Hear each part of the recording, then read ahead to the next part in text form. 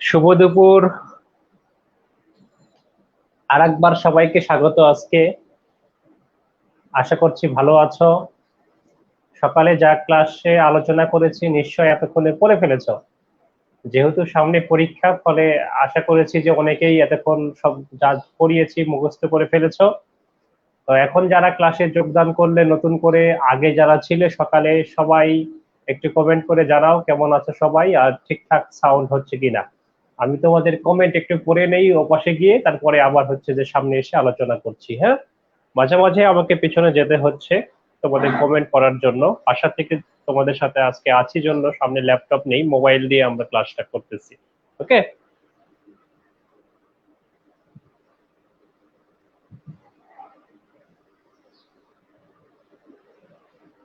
Sound clear? আলহামদুলিল্লাহ, তাহলে তো সব ঠিকঠাক আছে।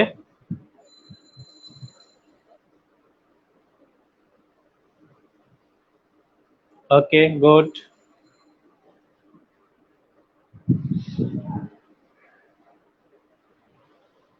Very good. বোর্ড দূরে, নো প্রবলেম। এইটুকু দূরে বোর্ড থাকলে সব সমস্যা হয় না। এখান থেকে দেখা যায়, এখান থেকে যথেষ্ট দেখা যায়। আর আমি হচ্ছে যে আহ, এই বাসা থেকে প্রতিদিন 3-4টা ক্লাস নেই, ফলে অসংখ্য শিক্ষার্থী ক্লাস করে, তাতে সমস্যা হয় না। সুতরাং তোমাদেরও সমস্যা হবে না। অনেক সময় যে এটা তো কেবল বোর্ডের কারণে নির্ভর করে না, মূল কাজটা হচ্ছে ডাটার। ডাটা স্পিড সবার সমান না, ফলে কিছু কিছু ক্ষেত্রে প্রবলেম হয়। ওকে, আমরা আলোচনা শুরু করে দেই। এইটা বলা মুশকিল কতদিন আগে প্রশ্ন হয়। 38 পর্যন্ত যে বিসিএস পরীক্ষাগুলো হয়েছে সেগুলোতে 6-7 মাস আগেরও কোনো প্রশ্ন ছিল না, কিন্তু 40তম পরীক্ষায় 3 মাস আগেরও প্রশ্ন ছিল। ফলে আমরা অন্তত 3 মাস আগের প্রশ্ন তো পড়াশোনা করবই। আর বিসিএস ছাড়াও যেহেতু অন্যান্য পরীক্ষা আমাদেরকে দিতেই হয়, ফলে সাম্প্রতিক ঘটনা আজকেও ঘটেছে, ঘটনাটা খুবই গুরুত্বপূর্ণ, সেটাও পড়ে ফেলতে হবে, এটাই হচ্ছে যে নিয়ম। ওকে, আমরা সাম্প্রতিক আলোচনা করছিলাম অ্যালায়েন্স অ্যান্ড অর্গানাইজেশন, যেগুলো সাম্প্রতিক সময়ে প্রতিষ্ঠিত হয়েছে, অথবা সাম্প্রতিক সময়ে আলোচনা এসেছে, অথবা সাম্প্রতিক সময়ে কিছু একটা হয়েছে এই সংগঠনগুলোর, সেগুলো নিয়ে আমরা আলোচনা করছিলাম। গত ক্লাসে, মানে প্রথম ক্লাসে, আমরা সাম্প্রতিকের এটি বলেও ছিলাম যে বাংলাদেশ একটা হচ্ছে যে গুরুত্বপূর্ণ সংগঠনের সভাপতি হয়েছে। সেই সংগঠনটা হচ্ছে ডি8, ফলে আমাদেরকে ডি8 একটু পড়ে নেওয়া উচিত। ডি8, ডি8 হচ্ছে developing aid. Developing aid, developing aid মানে হচ্ছে 8টা উন্নয়নশীল দেশের এটি একটি জোট। 8টা উন্নয়নশীল দেশের এটি একটি জোট, ডি8। 8টা উন্নয়নশীল দেশের এটি একটি জোট। এটি লিখব, এটি একটি অর্থনৈতিক জোট। এটি একটি অর্থনৈতিক জোট। এটি একটি অর্থনৈতিক জোট। অর্থনৈতিক জোটগুলো সাধারণত ব্যবসা বাণিজ্য সংক্রান্ত বাধা কি করে রিমুভ করা যায়, একে অপরের সঙ্গে ব্যবসা বাণিজ্য কিভাবে সহজে করা যায়, সেই বিষয়গুলো নিয়ে কাজ করে। এটা সেই রকমই একটি জোট, ব্যবসা বাণিজ্য এসব নিয়ে কাজ করে। আচ্ছা, প্রতিষ্ঠা, লেখক প্রতিষ্ঠা 1996, এটা প্রতিষ্ঠিত হয় 1996 সালে। সদর দপ্তর, অত্যন্ত সুন্দর একটি শহরের সদর দপ্তর, ইতিহাস ঐতিহ্যে সমৃদ্ধ শহর, ইস্তাম্বুল। ইস্তাম্বুল, তুরস্ক, এইখানে এটা সদর দপ্তর। আহ সদস্য, সদস্য যে 8, সেটা তো বুঝতেই পারছো, 8। এখন এই 8টা দেশ কোন 8টা দেশ? এই 8টা হচ্ছে মুসলিম দেশ। দেশগুলোর নাম আমরা নিচে নিচে লিখবো, আমি সাইটে লিখছি, তোমরা নিচে নিচে লিখবা। খেয়াল করো, প্রথম যেহেতু আমরা আছি, আমাদেরকে দিয়ে শুরু হোক। বাংলাদেশ, বাংলাদেশ, 2 নাম্বার হচ্ছে পাকিস্তান, যাদের কাছ থেকে আমরা স্বাধীন হলাম। তারপরে লিখো ইন্দোনেশিয়া, বৃহত্তম মুসলিম দেশ জনসংখ্যা বিবেচনায়। তারপর মালয়েশিয়া, আমরা বলি যে উন্নয়ন অগ্রগতি ব্যাপক করেছে, আমাদের ওইরকম হওয়া উচিত, সেটা আমরা বলি। ইরান একটি ইসলামিক রিপাবলিক। তুরস্ক অনেকেরই স্বপ্নের দেশ। নাইজেরিয়া আরেকটি অন্যতম বৃহত্তম মুসলিম কান্ট্রি, এবং মিশর ইতিহাস ঐতিহ্যে সমৃদ্ধ আরেকটি দেশ। দেখো খেয়াল করে, প্রথম দুটা দেশ দক্ষিণ এশিয়ার, তারপরে দক্ষিণ পূর্ব এশিয়ার, মধ্য প্রাচ্যের, আফ্রিকার, 4টা অঞ্চল থেকে 2টা করে 8টা দেশ নিয়ে D8 প্রতিষ্ঠিত। দেখো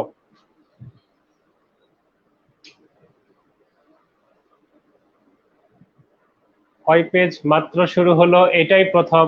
এই বোর্ডে যা লিখেছি এটা দিয়েই শুরু।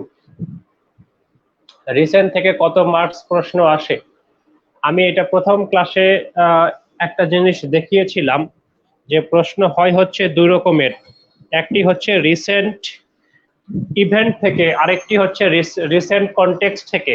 রিসেন্ট কনটেক্সট থেকে অনেকগুলো প্রশ্ন হয়, কিন্তু সরাসরি রিসেন্ট ইভেন্ট থেকে প্রশ্নের সংখ্যা কম হয়। আমরা কিন্তু এই কারণে রিসেন্ট ইভেন্টের পাশাপাশি আমরা এর ব্যাকগ্রাউন্ড থেকে কিন্তু পড়াশোনা করতেছি। এই যে দেখো সংগঠনটা পড়াশোনা করলাম 96, এই যে দেখো সংগঠনটা আমরা পড়াশোনা করলাম, এই সংগঠনটা আমরা আসলে পড়তেছি কেন? কারণ বাংলাদেশ সভাপতি, বাংলাদেশ যে সভাপতি, সে কারণে এই বাংলাদেশ সভাপতি এটা রিসেন্ট ইভেন্ট। কিন্তু দেখা গেল প্রশ্ন বাংলাদেশ সভাপতি এটা থেকে না করে প্রশ্ন করে বসলো D8 এর সদর দপ্তর কোথায়। এই D8 এর সদর দপ্তর কোথায়, এই প্রশ্ন যদি করে, সেই প্রশ্নটা কিন্তু বৈধ প্রশ্ন, এবং এই প্রশ্নটা হচ্ছে মানে রিসেন্ট ইভেন্টের পার্সপেক্টিভ থেকে বা কনটেক্সট থেকে, নট রিসেন্ট ইভেন্টের প্রশ্ন। তো এরকম করে কিন্তু প্রশ্ন হয়।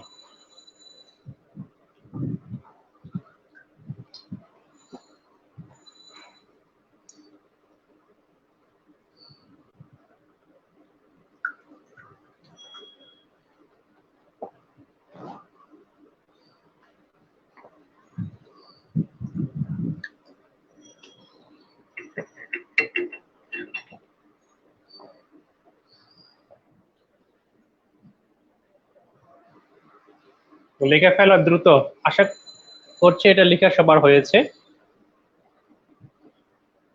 এবার নিচে লিখো যে 2021 সালের এপ্রিলে 2021 সালের এপ্রিলে 2021 সালের এপ্রিলে D8 এর 10ম শীর্ষ সম্মেলন অনুষ্ঠিত হয়। D8 এর 10ম শীর্ষ সম্মেলন অনুষ্ঠিত হয়।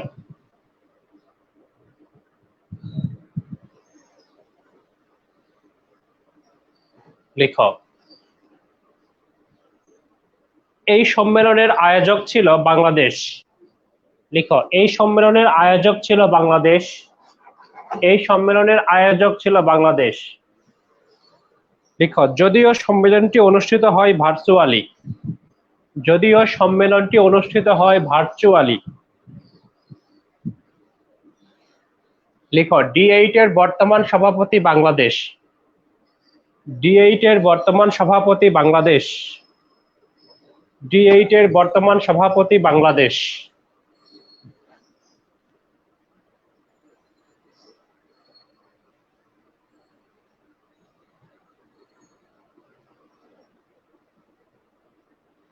ওকে, এবারে আমরা পরের সংগঠনে যাব।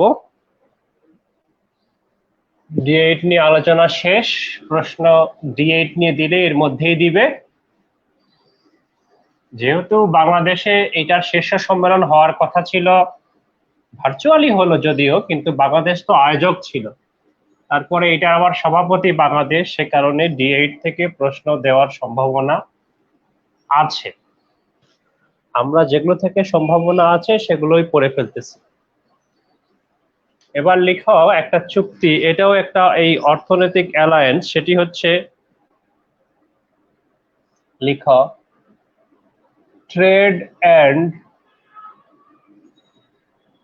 Cooperation, trade and cooperation agreement, trade and cooperation agreement, TCA, trade and cooperation agreement, TCA, trade and cooperation agreement, TCA. কয়েকটা তথ্য লিখো। আচ্ছা, এই টিসিএটা হওয়ার পিছনে কারণটা সেটা একটু ব্যাখ্যা করা প্রয়োজন। তোমরা সবাই জানো যে ইউরোপের দেশগুলোর একটা সংগঠন আছে, অত্যন্ত ভাইব্রেন্ট সংগঠন, শক্তিশালী সংগঠন, সেটি হচ্ছে ইউরোপিয়ান ইউনিয়ন। এই ইউরোপিয়ান ইউনিয়নের সদস্য দেশ ছিল 28টা, কিন্তু একটা দেশ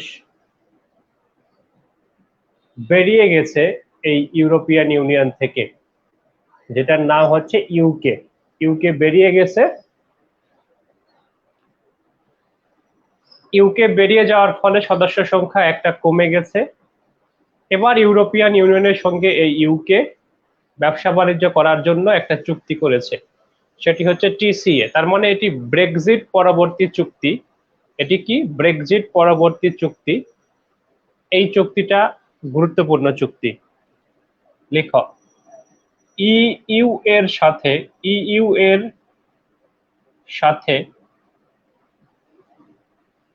ইউকে এর, ইউকে এর ব্রেক্সিট পরবর্তী, ব্রেক্সিট পরবর্তী চুক্তি এটি, ব্রেক্সিট পরবর্তী চুক্তি এটি, ব্রেক্সিট পরবর্তী চুক্তি এটি। লিখো 2020 সালের, 2020 সালের 30 ডিসেম্বর, 2020 সালের 30 ডিসেম্বর এই চুক্তি স্বাক্ষরিত হয়। লিখো 2020 সালের 30 ডিসেম্বর এই চুক্তি স্বাক্ষরিত হয়। লিখো 2021 সালের 1 মে এই চুক্তি কার্যকর হয়। 2021 সালের 1 মে এই চুক্তি কার্যকর হয়। উল্লেখ্য, উল্লেখ্য ব্রেক্সিট হয়েছিল, ব্রেক্সিট হয়েছিল 2020 সালের 31 জানুয়ারি, 2020 সালের 31 জানুয়ারি, ব্র্যাকেটে লিখে রাখবো 1 ফেব্রুয়ারি। 2020 সালের 31 জানুয়ারি, কিন্তু ব্র্যাকেটে লিখে রাখবো 1 ফেব্রুয়ারি। এইটা হচ্ছে ইউকে টাইম 11 PM এটা কার্যকর হয়েছে। সেদিন কিন্তু বিডি টাইম অনুযায়ী তোমার 1 ফেব্রুয়ারি এবং 5 AM ভোর 5টায় কার্যকর হয়েছে। মানে ওই দিন বাংলাদেশ টাইমে সেটা 1 ফেব্রুয়ারি পড়েছে, আর লন্ডন টাইমে সেটি হচ্ছে যে 31 জানুয়ারি। ফলে আমরা দুটাই কাছাকাছি লিখে রাখবো। বুঝতেছো তো না?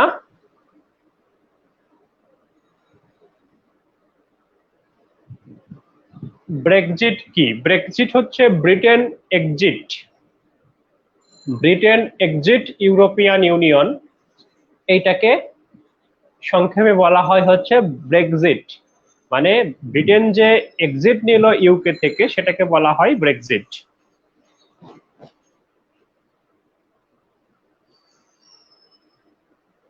তোমরা তো বুঝতেছো নাকি?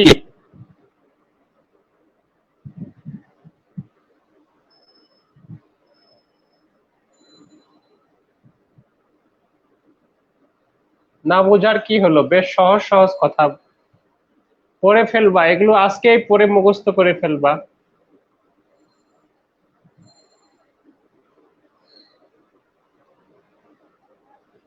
ওকে, পরবর্তী একটা গুরুত্বপূর্ণ চুক্তি আমরা আলোচনা করব। এইটাও একটা বাণিজ্য চুক্তি। আগে একটা বাণিজ্য চুক্তি ছিল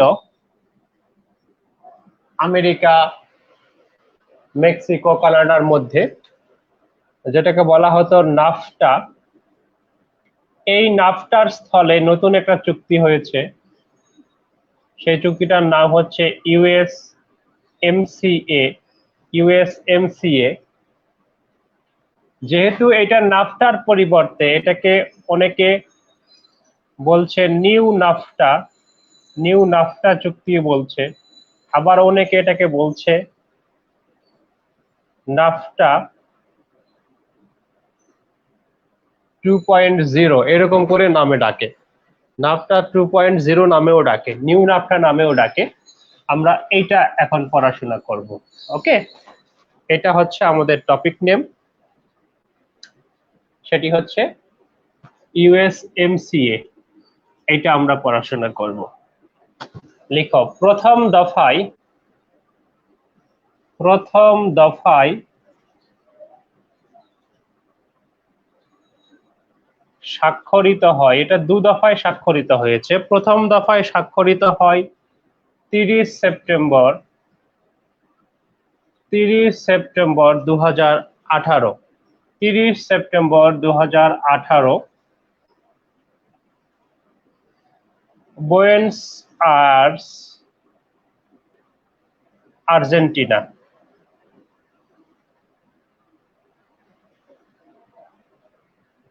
এটা চুক্তি কোথায় স্বাক্ষরিত হয় এটা গুরুত্বপূর্ণ না, তবুও লিখলাম যেহেতু 28 বছর পরে কাপ পাইছে সেই দেশটার রাজধানীতে, তাই এটা একটু লিখেও রাখলাম যে না ঠিক আছে লিখি। দ্বিতীয় দফায় স্বাক্ষরিত হয়, দ্বিতীয় দফায় স্বাক্ষরিত হয়েছে 2019 সালের 10 ডিসেম্বর। 2019 সালের 10 ডিসেম্বর মেক্সিকো সিটি, মেক্সিকো সিটিতে এটি স্বাক্ষরিত হয়েছে দ্বিতীয় দফায়।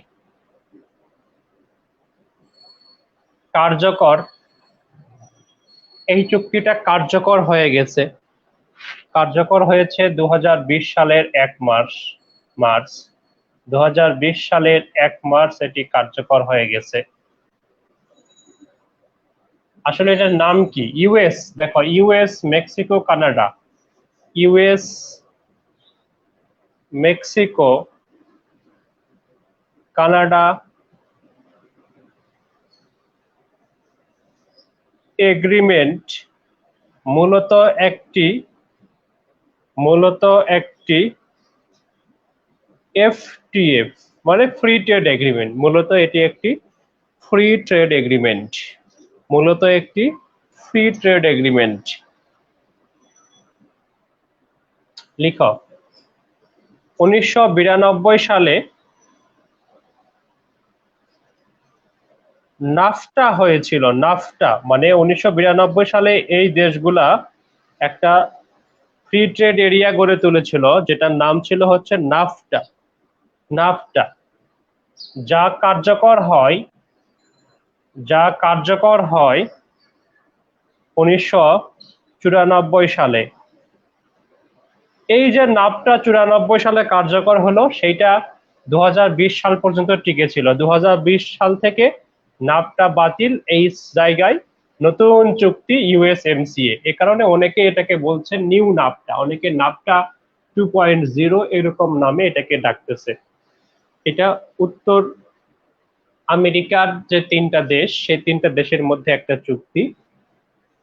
এই চুক্তিটা গুরুত্বপূর্ণ। আচ্ছা, নিচে একটু লিখবা, নিচে লিখবা, সেটি হচ্ছে ইউএসএমসিএ। নিচে লিখবা, আমি এখানে লিখে দিচ্ছি। ইউএসএমসিএ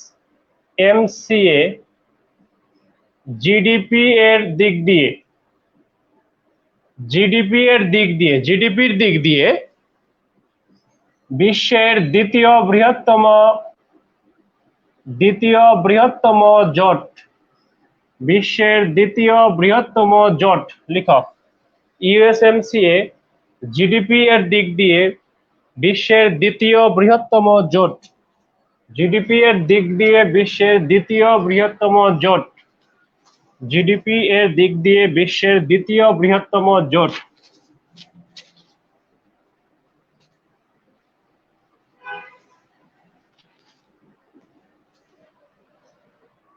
না, এই মার্কারটা ভালো না, ইয়ে থেকে যাচ্ছে। দেখি তোমাদের অনেকগুলো প্রশ্ন এসেছে, 18টা কমেন্ট।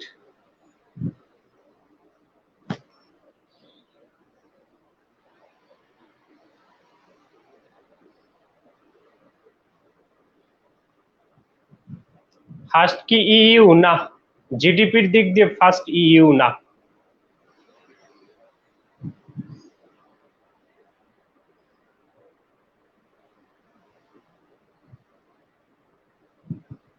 ফার্স্ট কোনটা এটা বলে দিচ্ছি।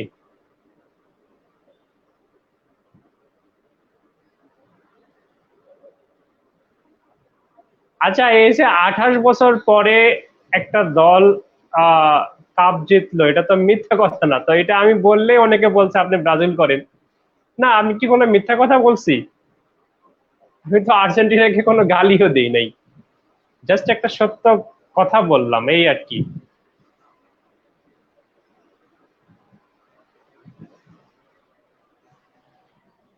আচ্ছা, এবার অনেকের মাথায় ঘুরপাক খাচ্ছে এটা যদি দ্বিতীয় বৃহত্তম জোট হয় তাহলে প্রথম জোট কোনটা?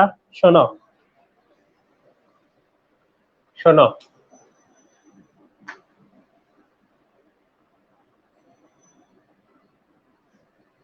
পৃথিবীর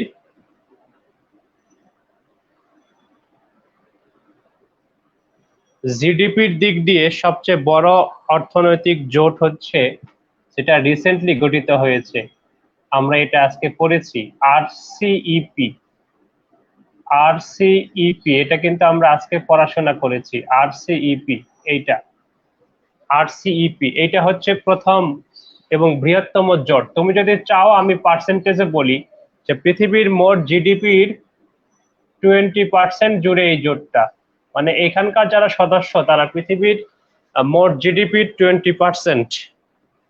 এবার আমি বলেছি যে ইউএসএমসিএ হচ্ছে 2 নম্বর, ইউএসএমসিএ এটা হচ্ছে গিয়ে 2 নম্বর। ইউএসএমসিএ হচ্ছে 21%, জিডিপির 21%, জিডিপির 21%। আর ইইউ হচ্ছে জিডিপির 19%, ইইউ হচ্ছে জিডিপির 19%। আর বাকি 36% হচ্ছে আদার্স, বাকি 36% হচ্ছে আদার্স। এটা হচ্ছে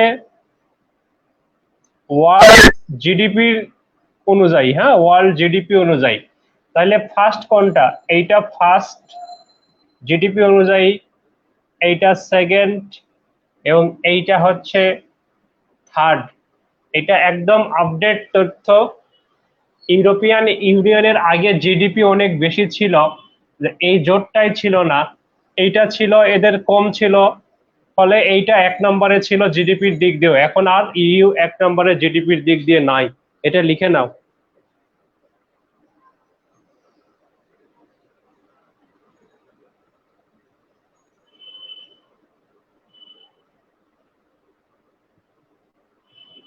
আমি সাপোর্ট করি বাংলাদেশ। আসলে এই মার্কারটা একদম নতুন মার্কার, এই নতুন মার্কারে কি প্রবলেম সেটাই বুঝতেছি না। বোর্ডটা হয়ে গেছে কালো, যে কারণে এই প্রবলেমটা হচ্ছে। মার্কার কিন্তু নতুন, ব্র্যান্ড নিউ মার্কার, বুঝছো? শোনাও, আমরা একটা চুক্তি এবার পড়াশোনা করব। সেই চুক্তিটা হচ্ছে,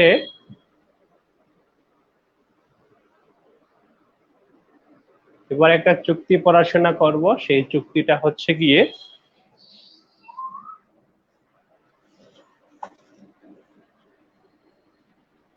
ইউরোপিয়ান ইউনিয়নের সঙ্গে একটা দেশের চুক্তি হয়েছে, আমরা এই চুক্তিটা পড়াশোনা করব। And কথা হচ্ছে যে ইউরোপিয়ান ইউনিয়নের সঙ্গে একটা দেশ চুক্তি করলে ওটা আমরা পড়বো কেন? কারণ আছে। কারণটা হলো এই, আমরা এখন যে চুক্তিটা পড়বো সেটি হচ্ছে, লিখো, ইউরোপিয়ান ইউনিয়ন, ইউরোপিয়ান ইউনিয়ন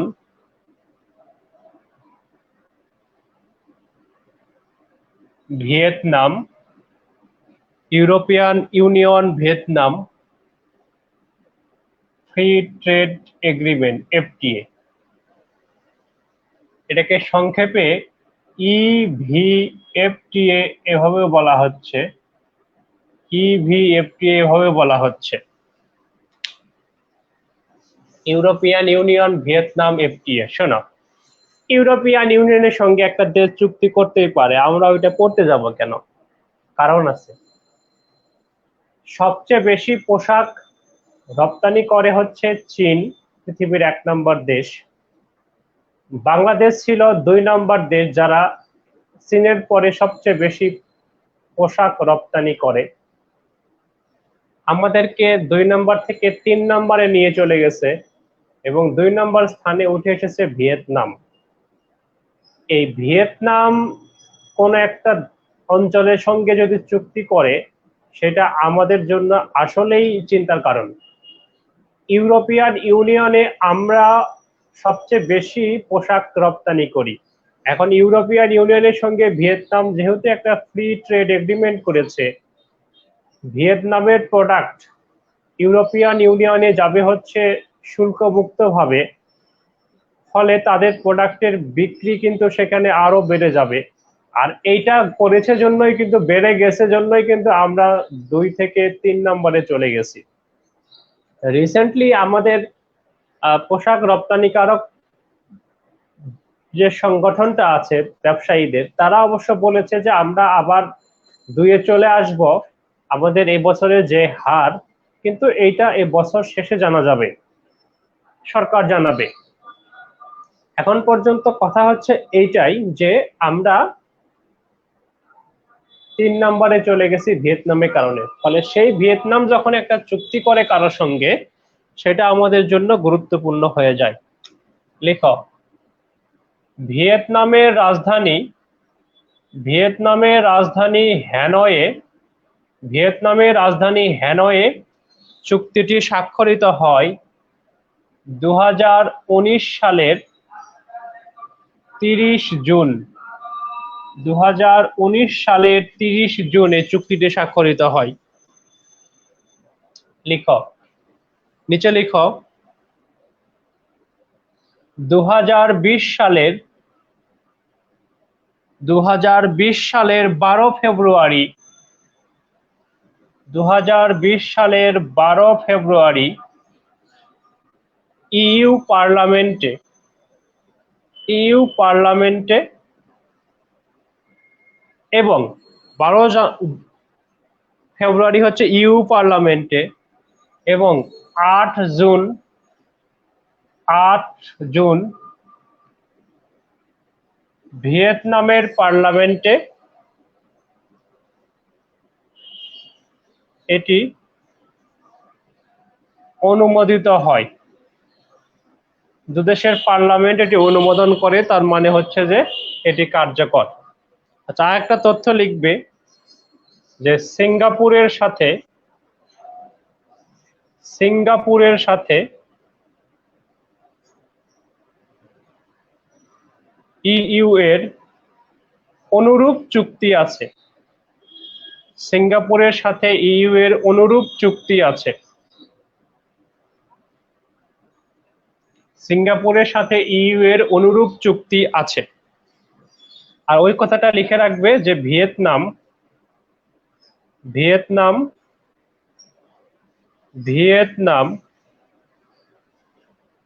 বাংলাদেশের প্রধান প্রতিদ্বন্দ্বী পোশাক রপ্তানির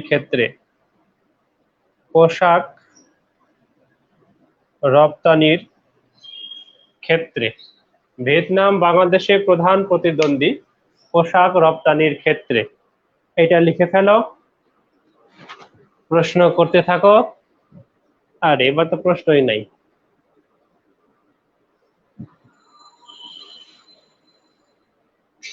জি, বাংলাদেশ এখন 3 নম্বরে। ঝাপসা দেখাচ্ছে, এই প্রশ্নটা কমেন্ট প্রশ্ন করার দরকার নেই।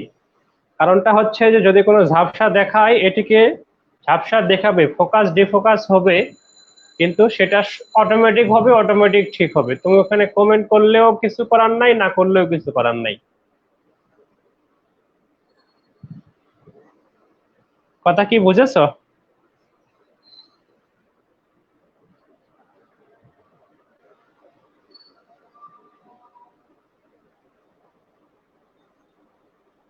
কতগুলান চুক্তি পড়লা বলো তো? এত চুক্তি শেষ করবা মানে পড়ে পড়ে মনে রাখবা কেমনে, তাই মাঝে মাঝে চিন্তা করি যে তোমরা আসলে এগুলো কেমনে এত মনে রাখো। আমি না হয় পেটের দায়ে পড়াই, মনে রাখতে হয়, কিন্তু তোমার আবার এত কিসের কি?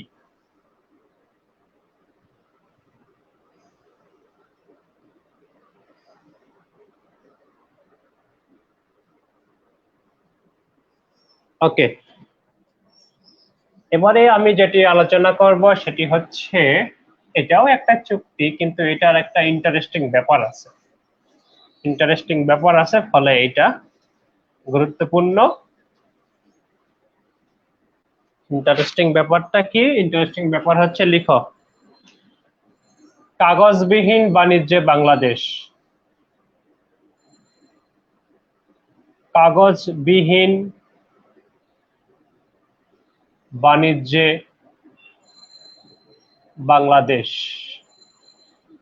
কাগজবিহীন বাণিজ্যে বাংলাদেশ। কাগজবিহীন বাণিজ্য, পেপারলেস ট্রেড। পেপারলেস ট্রেড, এইটা আমরা এখন আলোচনা করব। লিখো, 2013 সালে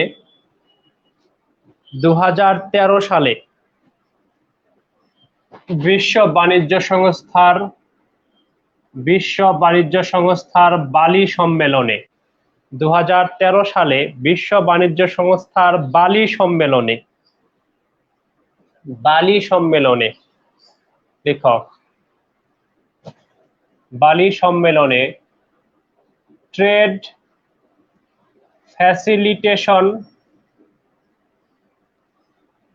ফ্যাসিলিটেশন এগ্রিমেন্ট স্বাক্ষরিত হয়। ট্রেড ফ্যাসিলিটেশন এগ্রিমেন্ট স্বাক্ষরিত হয়। না না, স্বাক্ষরিত হয় না, লিখো না। 13 সালে বালি সম্মেলনে ট্রেড ফ্যাসিলিটেশন এগ্রিমেন্ট বিষয়ে সিদ্ধান্ত হয়। লিখো, বিষয়ে সিদ্ধান্ত হয়। লিখো, সিদ্ধান্ত হয় যে এরকম একটা চুক্তি করা হবে। ট্রেড ফ্যাসিলিটেশন এগ্রিমেন্ট বিষয়ে সিদ্ধান্ত হয়। নিচে লিখো, চুক্তিটি স্বাক্ষর হয় 2014 সালে। চুক্তিটি স্বাক্ষর হয় 2014 সালে। তার নিচে লিখো, চুক্তিটি কার্যকর হয় 2017 সালে। চুক্তি স্বাক্ষরিত হয় 2014 আর কার্যকর হয় 2017 সালে। তারপরে লিখো, এটি দোহা উন্নয়ন এজেন্ডার ফলাফল। এটি দোহা উন্নয়ন এজেন্ডার ফলাফল। দোহা উন্নয়ন এজেন্ডার ফলাফল। এটি দোহা উন্নয়ন এজেন্ডার ফলাফল। তারপরে লিখো, এই যে টিএফএ হলো, এটা হতো টিএফএ। লিখো, টিএফএ এর অধীন, টিএফএ এর অধীন, লিখো, টিএফএ এর অধীন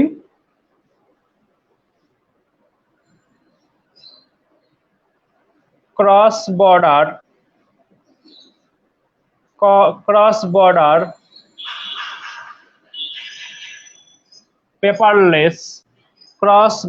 paperless trade in Asian Pacific, trade in Asia and Pacific স্বাক্ষরিত হয়। Cross border paperless trade in Asian Pacific চুক্তি স্বাক্ষরিত হয়। চুক্তি স্বাক্ষরিত হয় লিখো 2016 সালের 1 অক্টোবর। 2016 সালের 1 অক্টোবর এসকাপ কর্তৃক। 2016 সালের 1 অক্টোবর এসকাপ কর্তৃক টিএফ এর অধীন cross border paperless trade in Asian Pacific চুক্তি হয় 2016 সালের 1 অক্টোবর এসকাপ কর্তৃক। 2016 সালের 1 অক্টোবর। তার নিচে লিখো, আমি এখানে লিখে দিচ্ছি, সেটি হচ্ছে 2021 সালের 20 ফেব্রুয়ারি। 2021 সালের 20 ফেব্রুয়ারি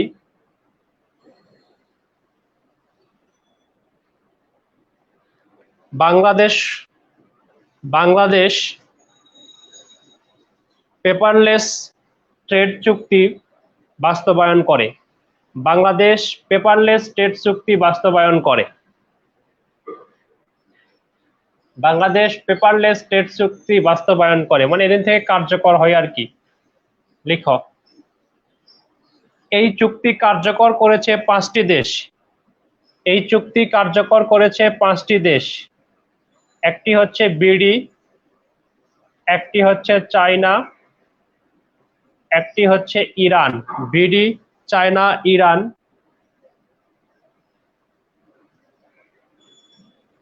ফিলিপাইন্স এবং আজারবাইজান।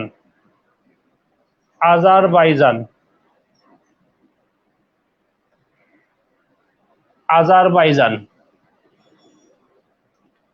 1 2 3 4 5 এই 5টা দেশ এই পেপারলেস এগ্রিমেন্টটা বাস্তবায়ন করেছে।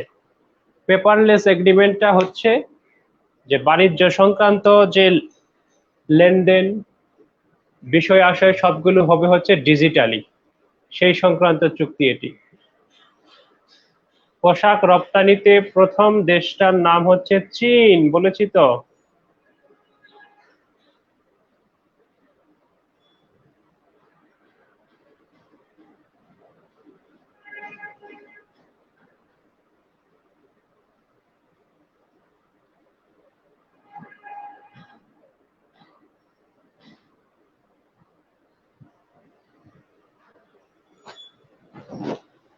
লিখো,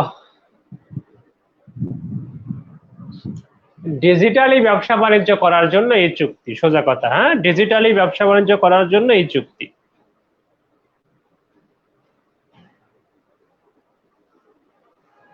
শেষ, গুড। তোমরা কিন্তু ভালোই পারতেছো, বুঝছো, দ্রুত লিখতেছো, ভেরি গুড।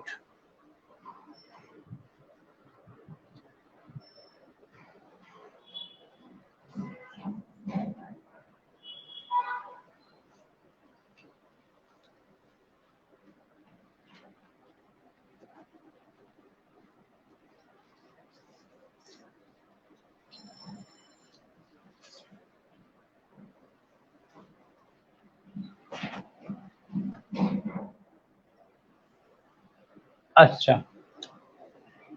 নিউ কোয়াড বলে একটা জিনিস আছে, দু একটা বইয়ে বা দু একটা মডেল টেস্ট বইয়ে এটা নিয়ে প্রশ্ন দিয়েছে, সেটা একটু লিখি।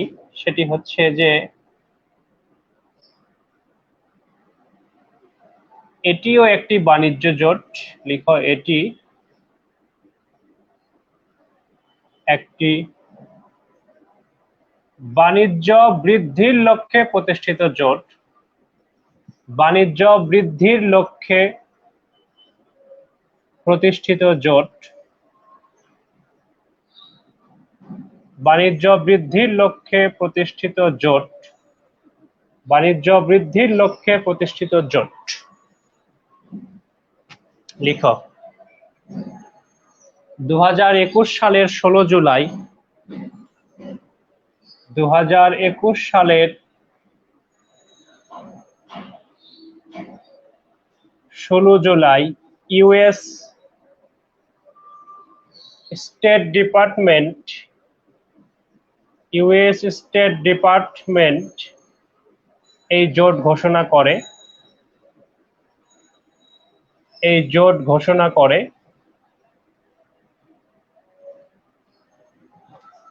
কোয়াড মানেই বুঝবা 4টা দেশ। আমেরিকা এই জোটটা ঘোষণা করেছে, বলেছে যে আমরা 4টা দেশ বাণিজ্য বৃদ্ধি নিয়ে কাজ করব, কিন্তু এটা যে খুব এগিয়েছে সেটিও নয়। লিখো যে নিউ কোয়াডের 4টি দেশ হলো ইউএসএ, পাকিস্তান, আফগানিস্তান এবং হচ্ছে এই স্থান দিয়েই নাম উজবেকিস্তান। এই 4টা দেশ নিয়ে একটা জোট ঘোষণা আমেরিকার স্টেট ডিপার্টমেন্ট দিয়েছিল, যেটাকে বলা হচ্ছে গিয়ে নিউ কোয়াড।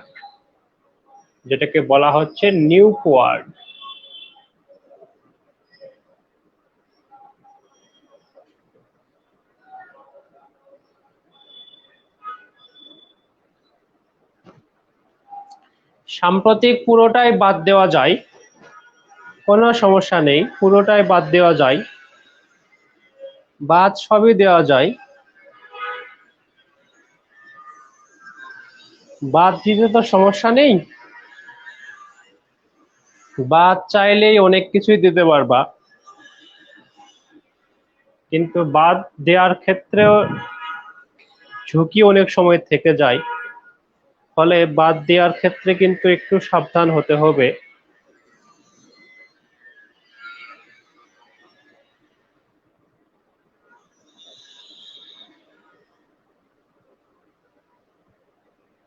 আচ্ছা, নামাজের এটার অফিসিয়াল নাম কেন? অফিসিয়ালি এটি প্রতিষ্ঠিত হয়নি সে অর্থে। এটা নামাজের ব্রেক কটার সময় দিতে হবে, তাইলে সবাই মোটামুটি পড়ে নিতে পারবে? এখন দিলে হবে?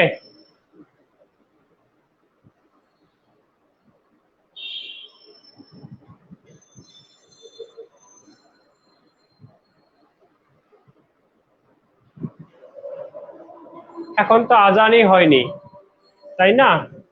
আচ্ছা, আমি 5টার সময় ছেড়ে দিব, তোমরা একবারে নামাজ কালাম তারপরে পড়বা। পাকিস্তানের সাথে আমেরিকার সম্পর্ক ওঠানামা করে। 4:30 দিব। এখন আজান হচ্ছে ঢাকায়, কিন্তু চিটাগংয়ে তো আজান হয়ে গেছে। আবার এই যে 4:26 বলছো, এটা তো বাংলাদেশে সব জায়গায় তো একই সময়ে না। এখন সমস্যা হলো অনলাইন ক্লাসে তো সারা দেশের শিক্ষার্থী থাকে। 5 মিনিট আগে আজান হয়ে গেছে চট্টগ্রামে, এখন ঢাকায় হচ্ছে, আরো 7 মিনিট পরে 8 মিনিট পরে হবে রংপুরে।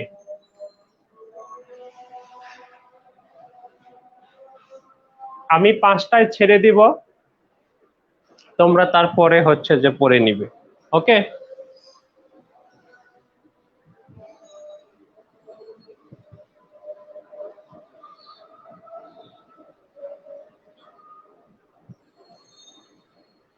হ্যাঁ 5টায় ছেড়ে দিব, ঠিক আছে।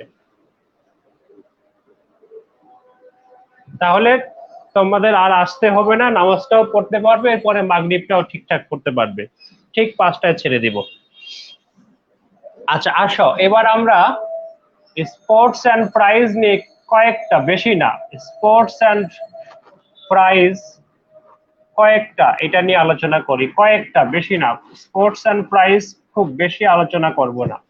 স্পোর্টস অ্যান্ড প্রাইজ একদম লিমিটেড কয়েকটা। স্পোর্টস অ্যান্ড প্রাইজ থেকে খুব বেশি প্রশ্ন প্রিলিমিনারিতে হয় না, কিন্তু এইবারে যেহেতু পরীক্ষা হচ্ছে তোমাদের এই বছর, এইবারে কিছু ইভেন্ট আছে, সুতরাং এই ইভেন্টগুলোকে সামনে রেখে প্রশ্নকর্তা প্রশ্ন করে ফেলতে পারে, যে কারণে স্পোর্টস অ্যান্ড প্রাইজের কয়েকটা খুব অল্প ছোট ছোট পড়াবো।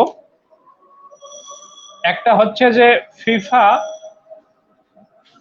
FIFA world cup 2022, FIFA world cup 2022 এইটা অনুষ্ঠিত হতে যাচ্ছে সামনে বছর।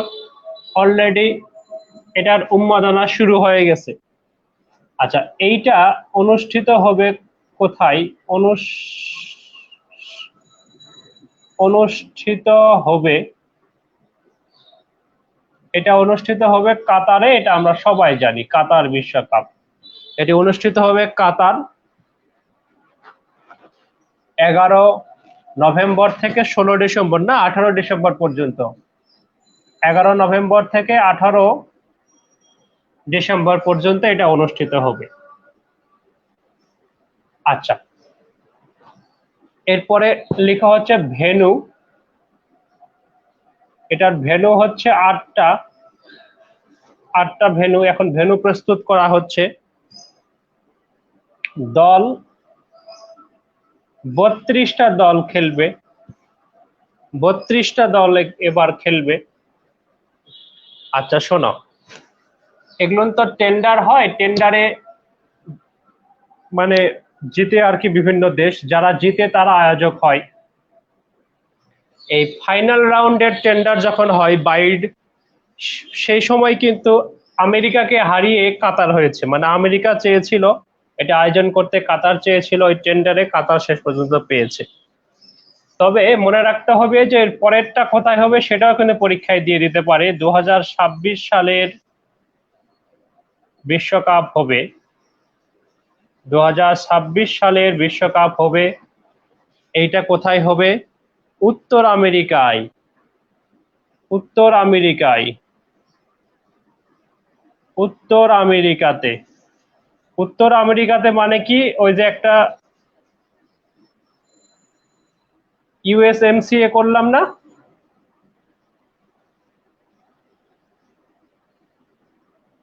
ইউএসএমসিএ আমরা আজকে পড়লাম, সেই ইউএসএমসি এর 3টা দেশে অনুষ্ঠিত হবে 2026 সালে। তাতে অংশ নিবে, তাতে অংশ নিবে, তাতে অংশ নিবে 48টা দল। এইটা যেদিন 148 হবে ইনশাল্লাহ, আমরাও সেদিন স্বপ্ন দেখবো যে বাংলাদেশ খেলবে, তাই না?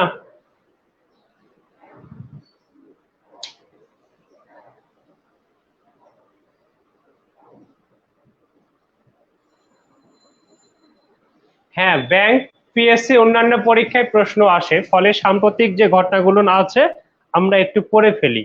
এই যে এগুলো বিভিন্ন পরীক্ষায় প্রশ্নগুলো আসবে, ফলে এই তথ্যগুলো আমরা পড়ে ফেলি।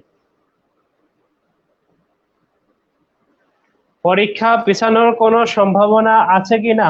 পরীক্ষা পিছানোর পক্ষে কথা বললেই তোমার পড়ার ক্ষতি হয়ে যাবে, ফলে পরীক্ষা পিছানোর কোনো সম্ভাবনা নাই, লিটারেলি নাই, পিছাবে না। ফলে তুমি হচ্ছে পড়তে থাকো। সামনে যে পরীক্ষাগুলো ঘোষণা করবে পিএসসি, সেই পরীক্ষাগুলো শুক্রবার শনিবারে নিবে না, সেটা সেটা তারা বলেছে। কিন্তু যে পরীক্ষাগুলো ঘোষণা মানে হয়ে গেছে, সেগুলো চেঞ্জ করার মানে খুব কম। হ্যাঁ, তোমরা এখন বলতে পারো যে একটা যে চেঞ্জ করলো কালকের পরীক্ষাটা, কালকের পরীক্ষা যে চেঞ্জ হবে তার কারণ পিএসসি বলেছে এদিন হচ্ছে অনেকগুলোর পরীক্ষা পড়েছে। এখন যেহেতু বিসিএস পরীক্ষার দিনটা পিএসসি অনেক আগে থেকে বলেছে, ফলে অন্যান্য চাকরি পরীক্ষার আয়োজক প্রতিষ্ঠানগুলো এটা বিবেচনা করবে। আমার মনে হয় যে 29 তারিখে খুব বেশি পরীক্ষা হয়তো নাই। আর যদি বিসিএস পরীক্ষা হয়, অন্য পরীক্ষাগুলো প্রয়োজনে বাতিল হয়ে যাবে। সুতরাং 29 তারিখ পরীক্ষা হওয়ার সম্ভাবনাই 99.9%। পৃথিবীতে অবশ্য কোনোটারই কোনো নিশ্চয়তা নাই, সেই হিসাবে ওই একটু পয়েন্ট রেখে দিলাম, 100% আর বললাম না।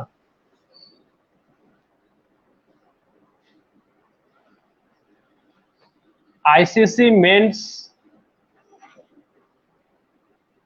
টি20, আইসিসি মেন্স টি20 আমরা এটা খেলতে গেছি তো মনে হয় ইনশাল্লাহ 2টা ম্যাচ জিতবো, তাতে আমি ব্যক্তিগতভাবে খুশি। আফগানিস্তান আর আয়ারল্যান্ডের সঙ্গে 2টা ম্যাচ জিতলেই ব্যাপারটা কিন্তু বিশাল হবে। আফগানিস্তানকে হারানো কিন্তু চারটিখানি কথা না।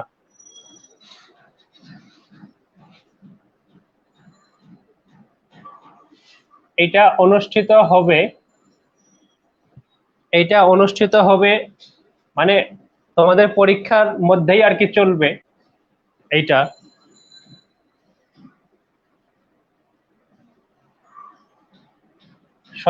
অক্টোবর থেকে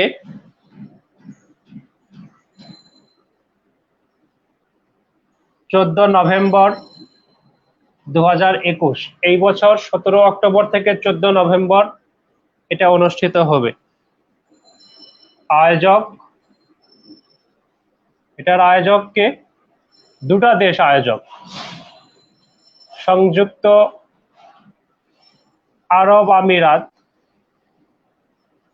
ইউএই, যেটাকে আমরা সংক্ষেপে বলি ইউনাইটেড আরব আমিরাত, ও ওমান, এই 2টা দেশ আয়োজক। অংশগ্রহণকারী দেশ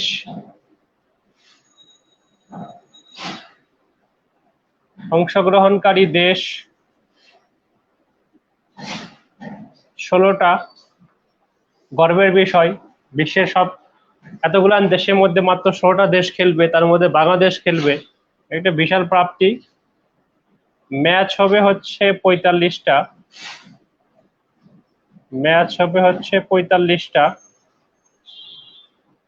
45 নম্বর ম্যাচটা বাংলাদেশ যে খেলবে না এটা বোঝাই যাচ্ছে। 2022 সালে, আগামী বছর আবারও একটা হবে, 22 সালে অনুষ্ঠিত হবে অস্ট্রেলিয়াতে। খেলা মানেই টাকা আর জুয়া, ফলে যত ঘন ঘন আয়োজন করতে পারে ততই আয়োজকদের লাভ।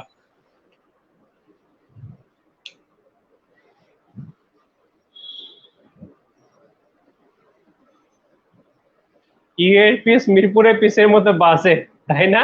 হ্যাঁ, তাহলে আবার চান্স থাকলেও থাকতে পারে।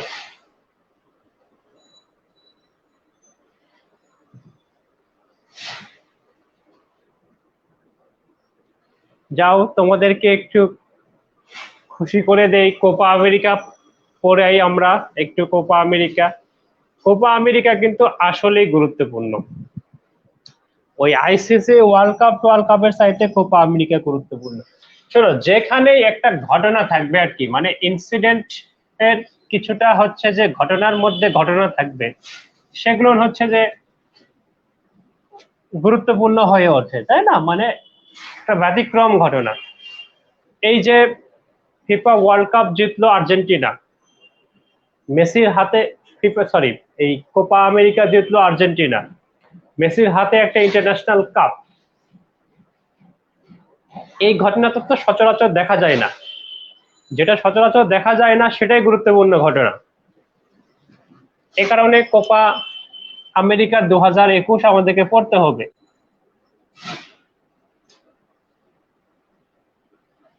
কোপা আমেরিকা 2021 আমাদেরকে পড়তে হবে।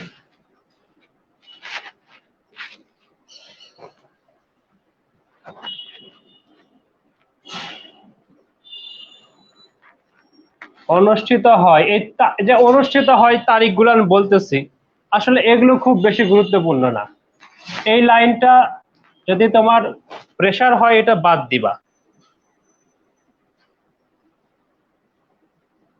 এইটা গুরুত্বপূর্ণ বক্তব্য না। গুরুত্বপূর্ণ বক্তব্য হলো যে এই ম্যাচে জিতলো কে, গুরুত্বপূর্ণ বক্তব্য হচ্ছে যে সেরা প্লেয়ার কে, ওই যে গোল্ডেন বল, গোল্ডেন বুট যেগুলো পায় ওগুলো নিয়ে হচ্ছে যে প্রশ্ন হয়। যেমন এই যে ভেনু দিচ্ছি, এটাও গুরুত্বপূর্ণ না।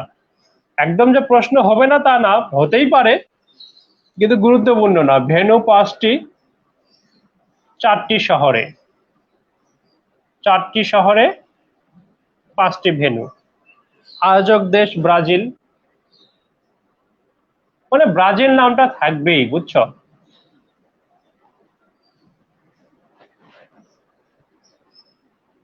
আয়োজক ব্রাজিল। অংশগ্রহণকারী দেশ 10টা। অংশগ্রহণকারী দেশ 10টা। অংশগ্রহণকারী দেশ হচ্ছে 10টা। এই তথ্যটা গুরুত্বপূর্ণ যে চ্যাম্পিয়ন আর্জেন্টিনা, এটা গুরুত্বপূর্ণ তথ্য। তারপরে রানার্স আপ, ততটা গুরুত্বপূর্ণ না, তারপরেও লিখে রাখবো ব্রাজিল। তাহলে দেখো ব্রাজিল দুবার কিন্তু আসলো, আর্জেন্টিনা একবার, এটা মনে রাখবো। এরপরে হচ্ছে man of the final. Man of the final কে, এগুলো জানো তোমরা, কারণ ইজ্জত রক্ষা করেছে, 28 বছরের খরা কাটিয়েছে যে মানুষটি, তাকে তো মনে রাখতে হবে না?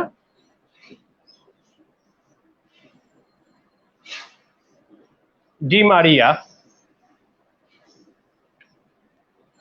ম্যান অফ দ্য ফাইনাল, এটা প্লেয়ার অফ দ্য ফাইনাল বলা উচিত। ম্যান শব্দটা সেক্স নির্দেশক শব্দ, সে কারণে ইদানিং ক্রিকেটের ক্ষেত্রে তো এটা বাতিল হয়ে গেছে, জানো কি না? ক্রিকেটে এটা বাতিল করে দিছে, এখন আর ম্যান শব্দটা তারা ব্যবহার করবে না, প্লেয়ার অফ দ্য ম্যাচ বলবে, ব্যাটসম্যানও বলবে না, ব্যাটার বলবে। হ্যাঁ, আচ্ছা।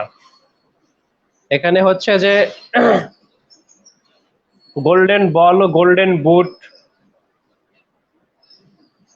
গোল্ডেন বল ও গোল্ডেন বুট দুটাই হচ্ছে মেসি, দুটাই হচ্ছে মেসি, এটা হচ্ছে যে লিখে রাখো।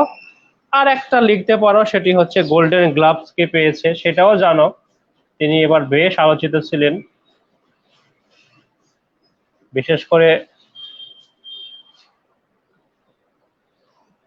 টাইব্রেকারে কিক আটকায় তো তিনি হিরো হয়ে গেছেন, তাই না? ফলে মার্টিনেজকে সবাই আমরা চিনে ফেলেছি ভালো করে। এইটা হচ্ছে যে লিখে ফেলো। এই কোপা আমেরিকা নিয়ে এই কটাই, কোপা আমেরিকা নিয়ে এই তথ্যগুলো লিখে রাখো। কোপা আমেরিকা নিয়ে বিসিএস পিডিতে প্রশ্ন না হলেও অন্যান্য জায়গায় হচ্ছে যে অন্যান্য জায়গায়, অন্যান্য পরীক্ষায় প্রশ্ন কিন্তু এখান থেকে থাকবে। হ্যাঁ, ফলে এইটা খুব গুরুত্বপূর্ণ আমাদের জন্য, খুব গুরুত্বপূর্ণ আমাদের জন্য। আচ্ছা, এবারে আমরা যেটি আলোচনা করব সেটি হচ্ছে একটা ঘটনা আমাদের নারীরা ঘটিয়ে ফেলেছে খেলা সংক্রান্ত। এইটা আমাদের একটু গুরুত্বপূর্ণ আমাদের পার্সপেক্টিভ থেকে। আমাদের নারীদের যে কোনো অর্জনই আমাদের জন্য গুরুত্বপূর্ণ।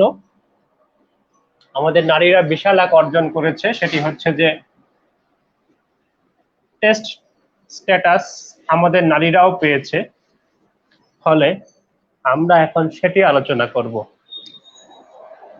লিখো, নারী ক্রিকেট দলের, নারী ক্রিকেট দল বলতে বাংলাদেশে বোঝাচ্ছি, ক্রিকেট দলের টেস্ট স্ট্যাটাস লাভ। নারী ক্রিকেট দলের টেস্ট স্ট্যাটাস লাভ। আমাদের নারী ক্রিকেট দল টেস্ট স্ট্যাটাস পেয়েছে। লিখো, 2021 সালের এপ্রিলে বাংলাদেশের নারী ক্রিকেট দল টেস্ট স্ট্যাটাস লাভ করে। টেস্ট স্ট্যাটাস লাভ করে। লিখো, বাংলাদেশের সাথে, বাংলাদেশের সাথে আফগানিস্তান, আফগানিস্তান ও জিম্বাবুয়ে নারী দল, জিম্বাবুয়ে নারী দল স্ট্যাটাস, টেস্ট স্ট্যাটাস পেয়েছে।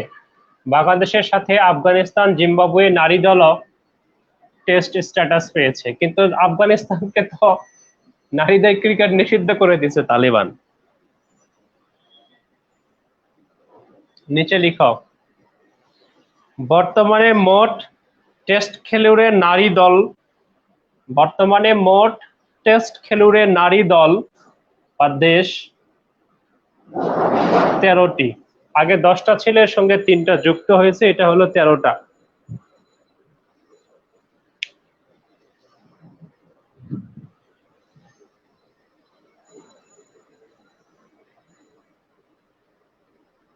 না, বাংলাদেশের নারীরা কিন্তু আরেকটা জিনিস চিন্তা করো, যে এশিয়া কাপ নারীরা কিন্তু জিতেছে, এটা একটা বড় অর্জন।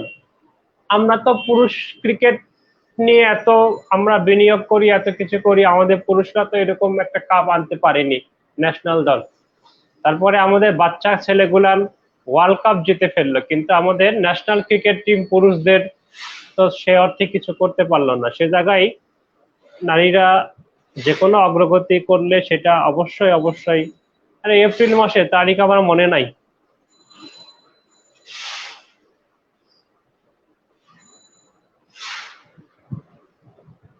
আচ্ছা, আর একটা পুরস্কার, এই পুরস্কারটা দেখবা ব্যাংক পরীক্ষায় বিভিন্ন সময় প্রশ্নে দেয়, অন্যান্য পরীক্ষার প্রশ্নেও দেয়, সেটি হচ্ছে একাডেমি পুরস্কার, যেটাকে আমরা অস্কার পুরস্কার বলি।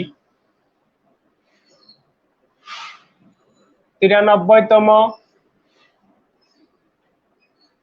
অস্কার প্রাইজ, এটার নাম আসলে একাডেমি পুরস্কার, আমরা অস্কার পুরস্কার বলি। লিখো। এবারের পুরস্কার দেওয়া হয় 2021 সালের 25 এপ্রিল। এবারে পুরস্কার দেওয়া হয় 2021 সালের 25 এপ্রিল। এপ্রিলের পরে তোমাদের প্রশ্ন হয়েছে আসলে, ফলে এই ঘটনা যখন ঘটেছে ওই সময় প্রশ্নকর্তারা প্রশ্ন করেছেন। দেখা গেল যে এদিন প্রশ্ন করতে বসছেন কোন প্রশ্নকর্তা, খবরটা তিনি শুনলেন, দিয়ে দিতে পারে। ফলে কোন সময় আসলে প্রশ্ন হয় সেটা জানার তো কোনো উপায় নাই, কিন্তু ওই সময়কার কিছু প্রশ্ন আসলে থাকে বিভিন্ন ভাবে। আচ্ছা, এই অস্কার থেকে মূলত জানতে হয় হচ্ছে সেরা ছবি সম্পর্কে আর কি। সেরা ছবি, এখানে অনেক তথ্য তো জানা যায়, সেগুলোর প্রেশার হয়ে যাবে, দরকার নাই। সেরা ছবিটা জানলেই হবে। সেরা ছবি হচ্ছে নোম্যাডল্যান্ড, না? নোম্যাডল্যান্ড, নোম্যাডল্যান্ড, এটা এটুকুই লিখে রাখো, সেরা ছবি। আচ্ছা, আর একটা পুরস্কার আছে, সেটি হচ্ছে ওয়ার্ল্ড ফুড প্রাইজ। এটা এই বেসরকারি পুরস্কারটার আয়োজক যিনি, তিনি খুব গুরুত্বপূর্ণ ব্যক্তি। লিখো। এই পুরস্কারের প্রবর্তককে আমরা পড়েছি। এই পুরস্কারের প্রবর্তক নরমান বোরলাগ। এই পুরস্কারের প্রবর্তক নরমান বোরলাগ। নিচে লিখো। পুরস্কারটি প্রবর্তিত হয়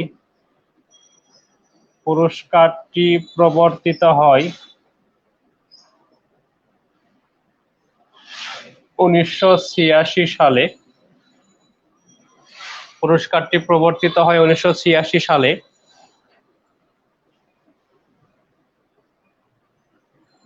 2021 সালের পুরস্কার, 2021 সালের যিনি পুরস্কার পেয়েছেন তিনি হচ্ছেন ডক্টর শকুন্তলা।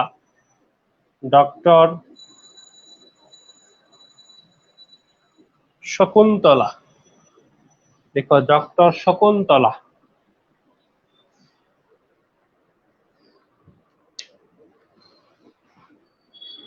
ডক্টর শকুন্তলা।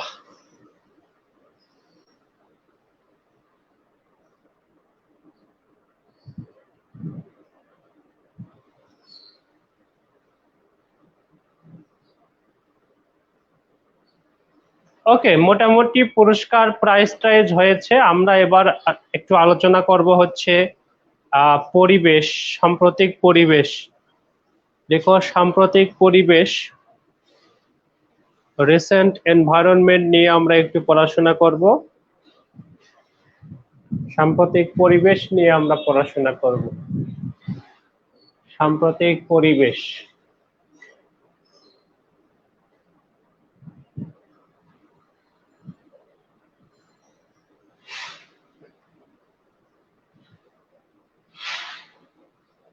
সাম্প্রতিক পরিবেশ।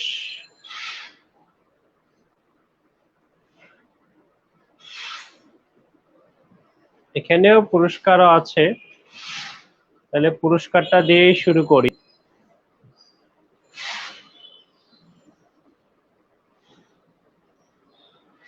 হ্যাঁ, তোমরা তোমরা হচ্ছে যে 32তম অলিম্পিক যেটা অনুষ্ঠিত হলো ওটা পড়ে নিবা। 32তম অলিম্পিকটা পড়ে নিবে, অলিম্পিকটা লাগে। হ্যাঁ, অলিম্পিক থেকে দুটা তথ্য পড়বা, সবচেয়ে বেশি স্বর্ণ কে পাইছে, পুরস্কার সবচেয়ে বেশি কে পাইছে, কোথায় হলো অলিম্পিকটা। অন্তত অলিম্পিক নিয়ে অনেক পড়তে হয়, কিন্তু এত পরে মনে রাখতে পারবো না। দুটো তথ্য মনে রাখবা। জাপানে অনুষ্ঠিত হয়েছে, আমেরিকা সবচেয়ে বেশি স্বর্ণ পদক পাইছে। 32তম আসর এবার অনুষ্ঠিত হয়েছে জাপানে। আচ্ছা, আসো এবার রিসেন্ট এনভায়রনমেন্ট নিয়ে আলাপ করি। রিসেন্ট এনভায়রনমেন্ট, আজকে আমার ক্লাস শেষ হবে হচ্ছে 10টায়। ক্লাস শেষ করে ব্যাগ নিয়ে দৌড়াতে হবে স্টেশনে। আগামীকালকে গিয়ে ক্লাস নেব চিটাগংয়ে। চিটাগং টানা 5 দিন ক্লাস নিয়ে এসে ক্লাস নেব মিরপুরে। 23 তারিখ পর্যন্ত কোনো ছুটি নাই, টানা ক্লাস নিব। শুধু একদিন মনে হয় ছুটি আছে, 15 কি 16 অক্টোবর, ওই দিন তো সরকারি ছুটি। সে রিসেন্ট এনভায়রনমেন্ট, এইটা হচ্ছে আমরা কয়েকটা জিনিস পড়াশোনা করব। এনভায়রনমেন্ট নিয়ে আমি ক্লাস নিয়েছি, ফলে আমি জানি তোমাদেরকে অনেকখানি পড়িয়েছি। কিছু জিনিস একটু এখানে পড়া উচিত, সেটি হচ্ছে যে রিসেন্ট এনভায়রনমেন্টের মধ্যে আমরা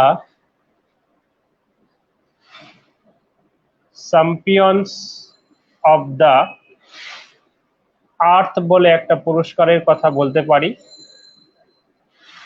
চ্যাম্পিয়ন্স অফ দ্য আর্থ, এই চ্যাম্পিয়ন্স অফ দ্য আর্থ পুরস্কারটা 2020 সালে, আচ্ছা 20 সালে যাওয়ার আগে পুরস্কার নিয়ে কয়েকটা কথা বলি।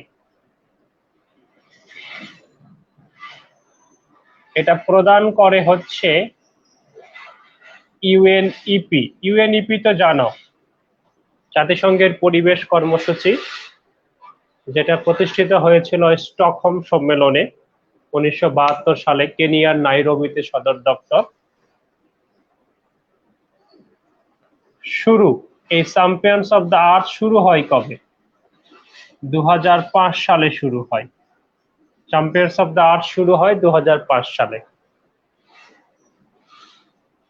বর্তমান ক্যাটাগরি, বর্তমান ক্যাটাগরি, এই পুরস্কারটা বর্তমান যে ক্যাটাগরিতে দেওয়া হয় সেটি হচ্ছে 5টি ক্যাটাগরিতে দেওয়া হয়। বর্তমান ক্যাটাগরি 5টি, বর্তমান ক্যাটাগরি হচ্ছে 5টি। এবারে যে জিনিসটা গুরুত্বপূর্ণ সেটি হচ্ছে, মানে গুরুত্বপূর্ণ ক্যাটাগরি আর কি, এটা বলি সবগুলাই গুরুত্বপূর্ণ, কিন্তু একটা ক্যাটাগরি, গুরুত্বপূর্ণ ক্যাটাগরি হচ্ছে পলিসি লিডারশিপ। হ্যাঁ, লিখো গুরুত্বপূর্ণ category policy leadership. Policy leadership হচ্ছে গুরুত্বপূর্ণ ক্যাটাগরি। পলিসি সংক্রান্ত কাজ, মানে রাষ্ট্রনায়ক যারা রাজনীতিবিদ তাদেরকে এই পুরস্কার দেওয়া হয়। লিখো 2015 সালে পলিসি লিডারশিপ ক্যাটাগরিতে, 2015 সালে পলিসি লিডারশিপ ক্যাটাগরিতে এই পুরস্কার পেয়েছেন, এই পুরস্কার পেয়েছেন কে? শেখ হাসিনা, এই শেখ হাসিনা পুরস্কারটা পেয়ে পুরস্কারের মর্যাদা বৃদ্ধি করে দিয়েছে আমাদের কাছে। তা না হলে এটা আমরা আজকে পড়তামই না। যেহেতু শেখ হাসিনা একবার পেয়েছে আমাদের প্রধানমন্ত্রী, সে কারণে এই পুরস্কারটাকে পড়তেছি। এবারে নিচে লিখো, 2021 সালে এটা দেওয়া হয়নি এখনো, 2020 সালে পেয়েছে। এই পলিসি লিডারশিপ ক্যাটাগরিতে 2020 সালে যিনি পুরস্কার পেয়েছে তিনি হচ্ছেন ফ্রাঙ্ক ফ্রাঙ্ক ফ্রাঙ্ক এর নামটা খুবই কঠিন। বাহ, বাইনি মারামা, বাইনি মারামা, ফ্রাঙ্ক বাইনি মারমা, মারামা আর কি, মারমা লিখছি, মারমা না, আমাদের মারমা না, ফ্রাঙ্ক বাইনি মারমা। এ হচ্ছে ফিজির প্রধানমন্ত্রী। দেখো, ফিজির প্রধানমন্ত্রী এই ভদ্রলোক পেয়েছেন। এই তো 2018 সালে আমাদের নরেন্দ্র মোদীও পেয়েছেন, বুঝছো, নরেন্দ্র মোদীও পেয়েছেন।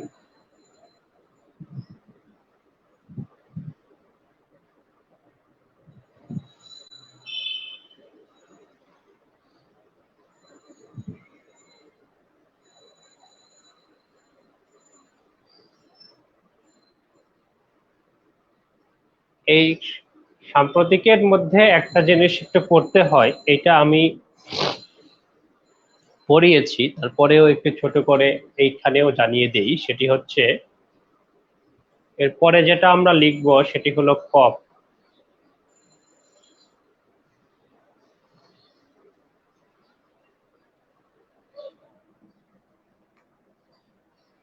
বলো, প্রথম কোন Bangladeshi champions of the earth পুরস্কার পেয়েছে? লিখো তো কমেন্টে, প্রথম কোন Bangladeshi champions of the earth পুরস্কার পেয়েছেন? লিখো তো কমেন্টে দেখি একটু, প্রথম কোন Bangladeshi champions of the earth পুরস্কার পেয়েছেন?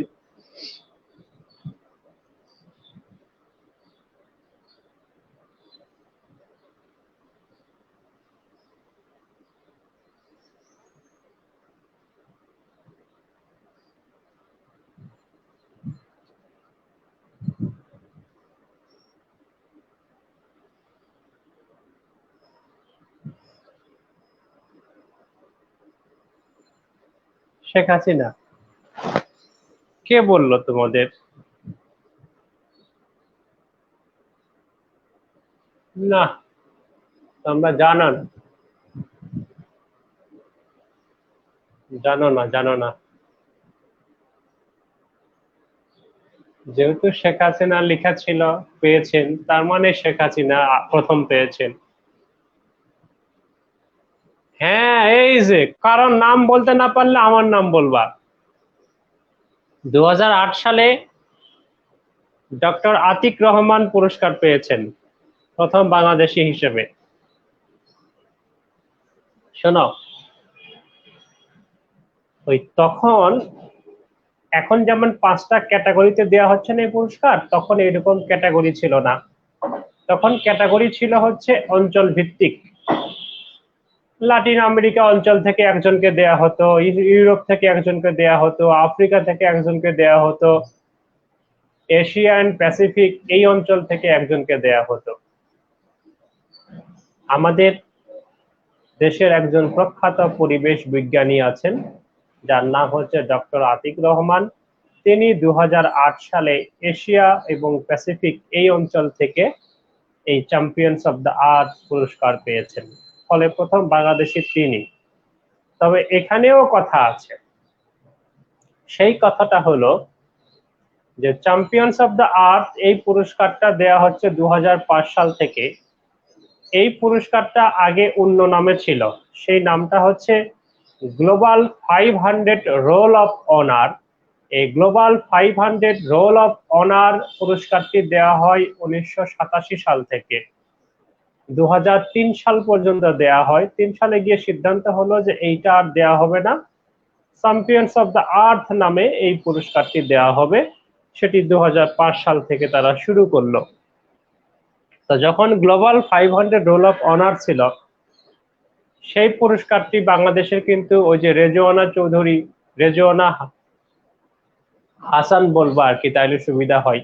আর রেজওয়ানা চৌধুরী নামে অনেকজন নাম আছে, রেজওয়ানা হাসান। পরিবেশ আইনজীবী সমিতি যেটা বেলা, সেই বেলার যিনি প্রধান তিনি হচ্ছেন রেজওয়ানা হাসান, আইনজীবী। মাঝে মাঝে টেলিভিশন টকশোতে আসে দেখবা, তিনি কিন্তু পেয়েছেন এই পুরস্কারটা, তখন অন্য নামে ছিল। এই নামে যদি পুরস্কার বলো তাহলে কিন্তু কে? ডক্টর আতিক রহমান প্রথম।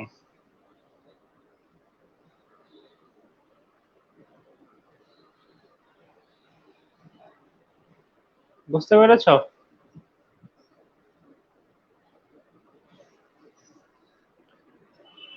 আচ্ছা, এইবারে আমরা হচ্ছে যে কপ আলোচনা করব। লাস্ট কপ কোথায় হয়েছে এটা নিয়ে প্রশ্ন করতো, লাস্ট কপ তো হয়ই নাই, ফলে সেই প্রশ্নটা হবে না হয়তো। এইবার কপ কোথায় হবে সেই প্রশ্ন হতে পারে। কনফারেন্স অফ পার্টিজ, কপ হচ্ছে কনফারেন্স অফ পার্টিজ। কপ 1 1995 সালে অনুষ্ঠিত হয় বার্লিন জার্মানিতে। বার্লিন জার্মানিতে অনুষ্ঠিত হয়। আর প্রতি বছর এই কপ হওয়ার কথা, প্রতি বছর এই কপ হওয়ার কথা।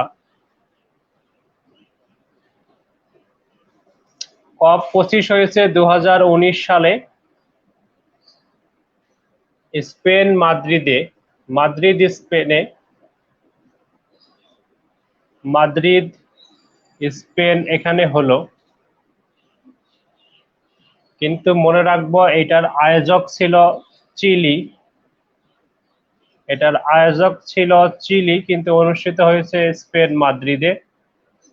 আর কপ 26 যেটা 2020 সালেরটি, 20 সালেরটি অনুষ্ঠিত 2021 সালে, কারণ 20 সালে করোনার কারণে হয়নি। এই স্থানটা হচ্ছে গ্লাসগো, স্কটল্যান্ড, ইউকে। কপ 27 যেটা,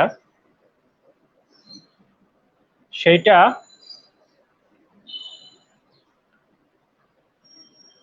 ইজিপ্ট আগ্রহ দেখিয়েছে, আগ্রহ দেখিয়েছে। ইজিপ্ট বলেছে যে এবার কপটা আমাদের ওইখানে করো, 22 সালের কপ। সম্ভবত মিশরেই হবে, ফলে এটা একটু লিখে রাখো।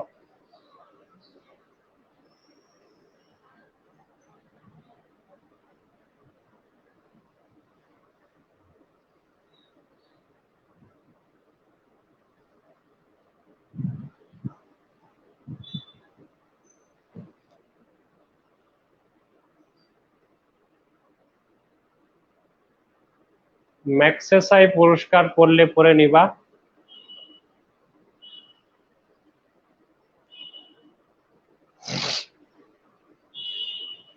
আচ্ছা, এবারে তোমাদের সাথে আমি দুটো জিনিস নিয়ে আলোচনা করব।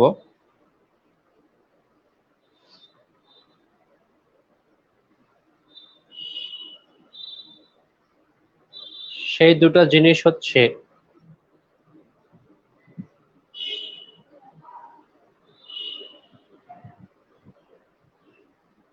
রিসেন্ট ক্রাইসিস গুলো শুরু করলে 4 ঘন্টা লাগবে। শীট দিব যেহেতু, ফলে আমি কিছু পড়ালাম কিছু পড়ালাম না, তখন আমারও খারাপ লাগবে, তোমাদেরও খারাপ লাগবে, বুঝছো? আচ্ছা শোনো, কার্বন ক্রেডিট বলতে একটা জিনিস আছে, এটা একটু মনোযোগ দাও। কার্বন ক্রেডিট, কার্বন ক্রেডিট বলে একটা জিনিস আছে, carbon credit. Carbon credit, carbon credit কি? লিখো, কার্বন ক্রেডিট হচ্ছে, কার্বন ক্রেডিট হচ্ছে অনুমতি বা সনদ কার্বন নিঃসরণ করার। অনুমতি বা সনদ কার্বন নিঃসরণ করার।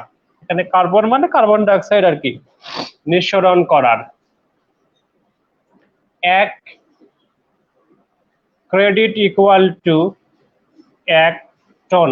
1 ক্রেডিট ইকুয়াল টু 1 টন, এটা লিখে রাখো। লিখো কার্বন ক্রেডিট চালু দুটি উদ্দেশ্য থেকে। দুটি উদ্দেশ্য থেকে কার্বন ক্রেডিট চালু। দুটি উদ্দেশ্য থেকে কার্বন ক্রেডিট চালু দুটি উদ্দেশ্য থেকে। 1 নাম্বার উদ্দেশ্য হচ্ছে, দেখো 1 নাম্বার উদ্দেশ্য হচ্ছে কার্বন ট্যাক্স। কে কত ক্রেডিট উৎপাদন করছে তার উপর আমি ট্যাক্স বসাতে পারবো। আরেকটা হলো carbon trade. Carbon trade, carbon বাণিজ্য। কার্বন ট্যাক্সের জায়গায় লিখবা ফিনল্যান্ড প্রথম চালু করে। ফিনল্যান্ড চালু করে প্রথম 1990 সাল কি 92 সালের দিকে মনে হয়। 1990 কি 92 সালের দিকে প্রথম চালু করে ফিনল্যান্ড। 90 সাল না? হ্যাঁ 90। কার্বন ট্রেড লিখো কিয়োটো প্রোটোকলে। কিয়োটো প্রোটোকলে বিষয়টি প্রথম স্থান পায়। কিয়োটো প্রোটোকলে বিষয়টি প্রথম স্থান পায়। কিয়োটো প্রোটোকলে প্রথম বিষয়টি স্থান পায়। তারপরে লিখবা EU. EU carbon trade. EU carbon trade চালু করেছে। লিখো ইইউ কার্বন ট্রেড প্রথম চালু করে। ইইউ কার্বন ট্রেড প্রথম চালু করে। ইইউ কার্বন ট্রেড প্রথম চালু করে। দেখো এটা নিয়ে বুঝলা বা কোনো সমস্যা কি না, বুঝতে অসুবিধা হলে এটা নিয়ে বলো, কারণ এটা নিয়ে প্রশ্ন থাকতে পারে কার্বন ট্রেড নিয়ে। COP26 2020 সালে অনুষ্ঠিত হওয়ার কথা ছিল, সেই অনুষ্ঠানটা হয়নি। হয়নি কারণটা হচ্ছে গিয়ে করোনা, সেটা এবার অনুষ্ঠিত হচ্ছে। আচ্ছা আইপিসিসি রিপোর্ট নিয়ে বলে দিব না? ওকে, আইপিসিসি রিপোর্টটাই বলে দিচ্ছি, দিয়ে আমরা আজকে শেষ করি। আইপিসিসি রিপোর্টটা বলি।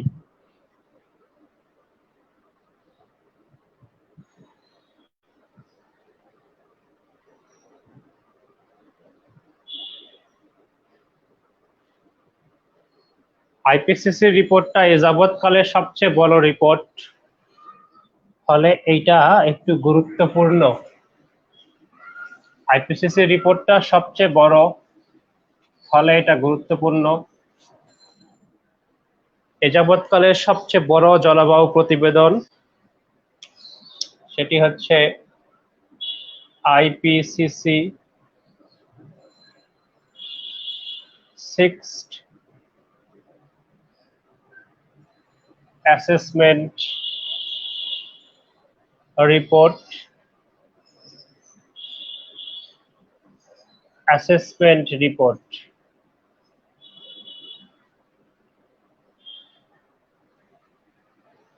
আইপিসিসির অ্যাসেসমেন্ট রিপোর্ট, এটা হচ্ছে 6ষ্ঠ অ্যাসেসমেন্ট রিপোর্ট। 88 সালে আইপিসিসি প্রতিষ্ঠিত, এটা 6ষ্ঠ রিপোর্ট। লিখো এটি, এই রিপোর্টটি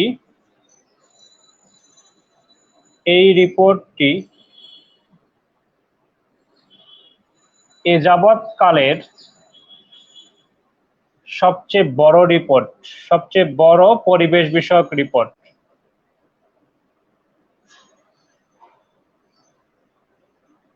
এ যাবৎকালের সবচেয়ে বড় পরিবেশ বিষয়ক রিপোর্ট। এই রিপোর্টটি এ যাবৎকালের সবচেয়ে বড় পরিবেশ বিষয়ক রিপোর্ট। এটা একটু মাথায় রাখো একটা কথা। লিখো ইউএন মহাসচিব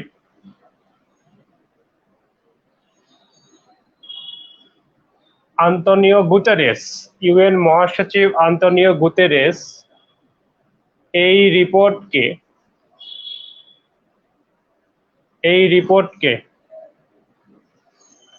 red code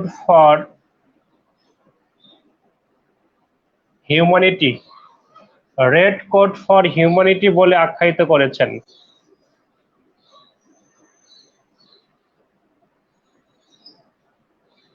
red code for humanity বলে আখ্যায়িত করেছেন। নিচে লিখো 2021 সালের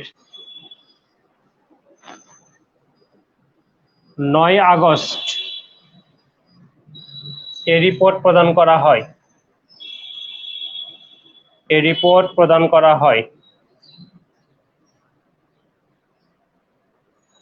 2021 সালের 9 আগস্ট এই রিপোর্ট প্রদান করা হয়। লিখো এই রিপোর্টে বলা হয়েছে শতাব্দীর শেষে সমুদ্র পৃষ্ঠের উচ্চতা বাড়বে 2 মিটার। এই রিপোর্টে বলা হয়েছে শতাব্দীর শেষে সমুদ্র পৃষ্ঠের উচ্চতা বাড়বে 2 মিটার। শোনো 14,000 বিজ্ঞানী এই রিপোর্টটাতে কাজ করেছে। 14,000 বিজ্ঞানী, বুঝতে পারছো? বিশাল ব্যাপার, কিন্তু বিশাল ব্যাপার, বিশাল বড় রিপোর্ট।